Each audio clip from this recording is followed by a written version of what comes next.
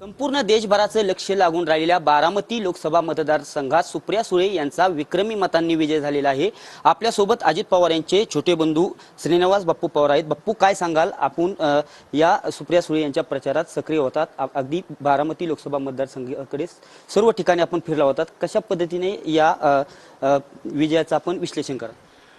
विजयाचं विश्लेषण करताना मी एक बघेन की मतदार हा नेहमी साहेबांच्या बाजूनेच होते, कारण आम्हाला दिसत होतं, आम्ही लोकांकडे जात होतो, सामान्य लोक आम्हाला अगदी हसत वेलकम करत होते, घरी घेऊन चहा पाजत होते, शाल श्रीफळ परिस्थिती नसताना शाल श्रीफळ देऊन आमचे सत्कार करत होते की आश्चर्य वाटत होते की एवढं ठीक आहे। बाहेर पत्रकारांना किंवा सगळ्या संस्था दादांच्या ताब्यात असल्यामुळं असा समज झाला होता की सगळ्या संस्थाचे पदाधिकारी दादांच्या बरोबर आहेत। एकही डायरेक्टर कुठलाही कारखाना, माळेगाव असो, सोमेश्वर असो, भवाननगर असो किंवा दूध संघ असो किंवा सगळ्या संस्थांचे पदाधिकारी सगळे दादांच्या बरोबर होते। पण असं नाही ना, म्हणजे मतदार हा वैयक्तिक असतो, तो त्यांना त्यांच्या इलेक्शनला मतं देईल याचा अर्थ त्यांच्या सांगण्यावरून साहेबांच्या विरोधात मतदान करेल असं जे त्यांना प्रत्येकाला फाजील आत्मविश्वास होता तो तसा नसतो। त्यामुळे मतदारांनी योग्य प्रत्येकाला दाखवून दिले की बाबा तुम्हाला तुमच्या बरोबर पण आम्ही आहोत, पण वेळ आली जेव्हा शरद पवारांना निवडायची वेळ आली ते शरद पवारांना सोडणार नाही।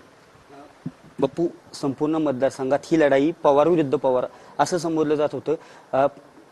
ही पवार कोण किंवा कसं पाहता?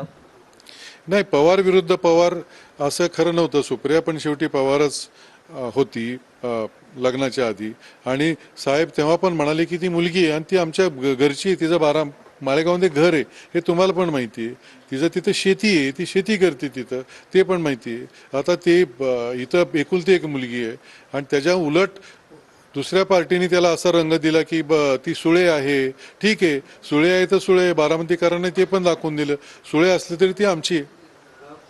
बारामती ही शरद पवारांची, साहेबांची की बारामती अजितदादांची असं जे हे झालं, पण आता बारामती शरद पवारांची हे सिद्ध झाले असं आपल्याला वाटतं? नाही, मी तर असं म्हणेन की बारामतीकरांची ती मुलगी आहे। हे बारामतीकरांनी 1,53,000 जे आपल्या घरी मुलगी आपल्या घरात येते काहीतरी मागायला, तर वडील त्यांच्या ऐपतीप्रमाणे काही ना काहीतरी तिला देतात, तिला असंच माघारी पाठवत नाही। ती बारामतीकरांनी 1,53,000ची भेट सुप्रियाला दिली असं मी म्हणतो।